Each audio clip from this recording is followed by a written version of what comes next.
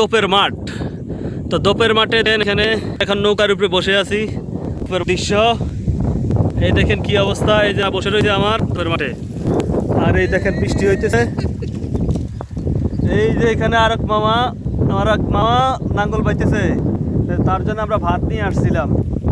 দেখেন এখানে ধানের চারা কিভাবে লাগাইতেছে। তার ভাত এবং গাড়ির তেল নিয়ে আসছি।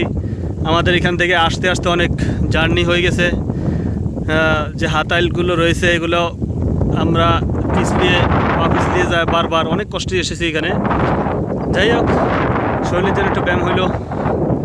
তাই যে নানা বসে রয়েছে আরামে নৌকার ভিতরে, আবার বৃষ্টিও হচ্ছে, অন্যরকম একটা ফিলিংস কাজ করছে এখন। নানা একটু হাসতেছে মিটমিট করে। কি খবর নানা, কেমন লাগতেছে? ভালো লাগতেছে, এই দেশটা দেখতে আইলাম। চাঁদপুর অঞ্চলে না? ও আচ্ছা আচ্ছা। দেশ তো অনেক রকম না। ও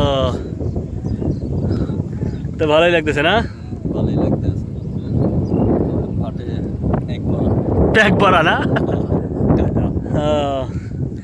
এই মাঠে আরও আইছিলাম আমি অনেক আগে, আপনার রাতের 11টা-12টার দিকে আইসে এখানে অনেক মাছ মারছি, কাছি দিয়ে কোপ দিয়ে, টেটা দিয়ে কোপ দিয়ে।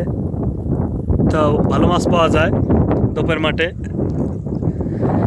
এই যে দোপের মাঠে এই পর্যন্ত আবাদি জমি, এরপর থেকে এখানে পানির জন্য আবাদি জমি করা সম্ভব হচ্ছে না। এখানে শুধু পানি, মাছের হ্যাচারি হচ্ছে, বিভিন্ন রকমের মাছ, আল্লাহর দেওয়া দানের মাছ পাওয়া যায় এখানে, অসংখ্য মাছ।